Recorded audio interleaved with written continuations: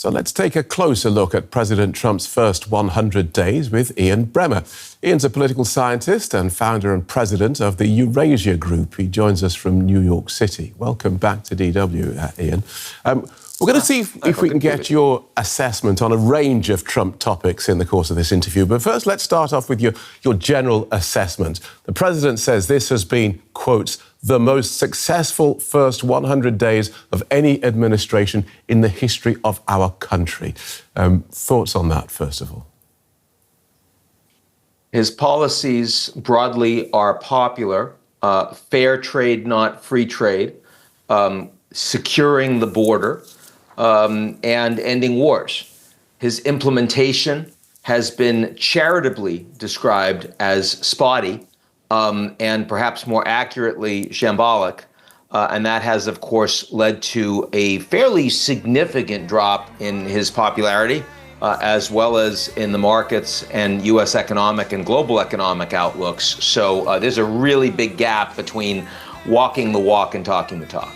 All right, we're going to see how many of those topics we can get through. We'll start with the economy. Candidate Trump promised to reduce inflation and boost the economy. How's he doing?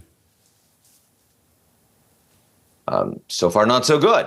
He's picking fights with everyone simultaneously, even territories that don't have any people on them. And some countries are capitulating and responding quickly to the United States with efforts to create deals. I think you'll see that from Japan and India and a large number of smaller, poorer countries in the global south that don't buy much from the United States and really can't afford being tariffed by the Americans. On the other hand, the Chinese are hitting Trump back hard. And so we now have an effective trade embargo between the two countries that hasn't yet played through the markets, right, because you're still buying a whole bunch of stuff that people have stockpiled. But in very short order, this is going to be a calamitous impact for both economies. Immigration was another big campaign promise. This president has sent troops to the border with Mexico. He's bounced Canada into taking stronger action at their border. He's also, of course, deporting supposed illegal migrants by the thousand. Is that a campaign promise kept? Definitely a campaign promise kept in terms of reducing illegal immigration into the United States from Mexico and through Mexico. Those numbers have decreased dramatically, and it's something that Trump is very popular for. On the other hand, he hasn't deported significant numbers of illegal immigrants from the United States. Those numbers significantly lower than you saw over the course of the Biden administration. That's one of the reasons why he's making such big political hay over the more spectacular cases in the media, including those he's mishandling and refusing to abide by the decisions of federal judges, even the Supreme Court. So I'd say it's mixed, but on balance, more positive than the economy. All right, a couple of foreign policy issues now. We'll start with Ukraine. OK, no peace within 24 hours, but now he's got both sides at least talking about a peace deal. We'll hear from Kremlin a spokesman relaying the word from his boss, Vladimir Putin, and then we'll come back to you. The president remains open to political and diplomatic methods of resolving this conflict. But the situation is as it is. We hear no reaction from Kyiv. The process continues.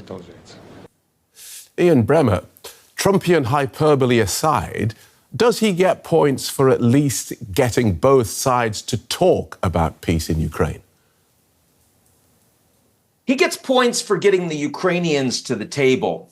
He certainly threatened them. He even suspended intelligence support and defense aid for a period of time. And the Ukrainian leaders I've spoken to have said that's made them pay attention, move forward on a critical minerals deal, and accept ceasefire terms with no preconditions. So he's got the Ukrainians, but he's not been willing to use that kind of leverage, that kind of or else what, with Putin.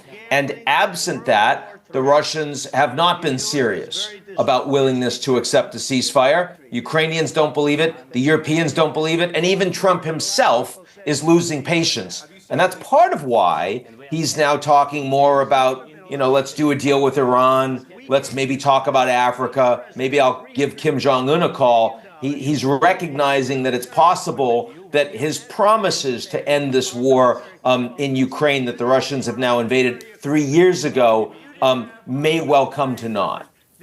Onto Gaza, President Trump, I guess, gets maximum points from Israel at least for his unstinting support. How are he and his special envoy, Steve Witkoff, doing there? His best relations in the world are with the Israelis, the Saudis, the Emiratis, basically most of the Gulf monarchies. And that's why it'll be his first trip outside the U.S. as president, just as it was back in 2017. Of course, his support for Israel is even stronger than Biden's support for Israel. While he has been pressuring Israel to do an additional deal on the hostages and end the war, that's not been super credible for Prime Minister Netanyahu, who now his Israeli Defense Forces are occupying some 50% of Gaza. And the big problem here is that this is not a popular policy with a lot of young people in the United States, and it's an incredibly unpopular policy with the vast majority of non-Americans, non-Israelis all over the world. It's undermining America's soft power, as so many things that Trump is doing with allies everywhere else. Let's pick up that point with the next point, which is NATO. We've seen this administration downgrade the importance of European defence. The Europeans are worried. But does NATO matter to the United States? It matters a lot less than it did in the Biden administration. Biden was an Atlanticist. He believed that NATO was a strong priority and the most important alliance to the U.S. Trump is much more focused on China, much more focused on a real pivot to Asia, where more military spending and more materiel is focused in the Pacific, as opposed to on European states. He thinks the Europeans should be doing a lot more. And he also doesn't like the EU. He would much rather see the end of the EU and individual U.S. relations bilaterally with weaker individual European governments. And you saw that at the Munich Security Conference when Vice President Vance was talking about wanting to work with the AfD as opposed to the incoming Merz government. So this is a really dramatic change where many European leaders now see the U.S. as an adversary, not as an ally, at least as long as it's led by Trump. And that's a real geopolitical challenge for the Europeans. Let's talk about the man and his administration. We'll call this executive action. 100 days, 144 executive orders. He has stamina. It's hard for everyone to keep up. He's exceptionally confident that what he's doing is right, that he doesn't need advisors to gainsay him, that they need to be loyal, they need to not leak, and they need to tell him that he's brilliant all the time, which they are doing. Some of his cabinet members and advisors are actually very capable. Some of them are abysmal and have no business being in government, but they are all telling him how brilliant he is every day. And that means that he's not getting bad news. He's not getting direct feedback from the people he needs to hear it from. And frequently, he's getting things wrong because he doesn't actually, his political instincts are quite well formed, but he doesn't care much about the details of policy. And in his first administration, he actually had a lot more constraints from people that were saying, no, Mr. President, here's what you need to do on foreign policy. Here's what you need to do on trade. Here's how you need to react with allies. He's not hearing that this time around. So he's breaking a lot more things as a consequence, and everyone else is picking up the pieces. Let's talk about the formal constraints that there should be, the checks and balances. Give us your assessment of the ability and or the willingness of the American legislature and judiciary to control this executive. I think it's really mixed, Phil. The United States is a very dysfunctional democracy, but it's dysfunctional in different ways. It's very kleptocratic, and it has been before Trump. That's one of the reasons Trump was elected. It is so controlled by money, so controlled by special interests, and the average American thinks it doesn't work for them. Trump has made it more kleptocratic, more transactional. The surest way to get a policy that you want is to pay him directly, as people know. But they're used to that. And so you don't see a lot of checks and balances when Trump is extorting, various corporations or banks, other actors. You rather see them bending the knee, just as Jeff Bezos just did when he called him up and threatened him. On the other hand, the U.S. does not have a history of being authoritarian. The U.S. does not have a history of ripping up rule of law or an order from the Supreme Court. And when Trump is going after law firms or universities or is saying, I refuse to listen to the court, that's not only quite unpopular, but you see willingness of institutions in the U.S. to hit back.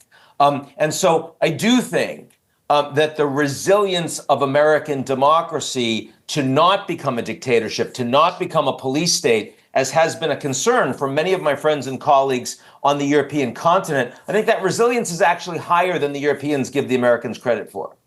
That's very clear. Thanks for talking us through that, Ian. Ian Bremmer from the Eurasia Group. Thank you so much. Sure, Phil.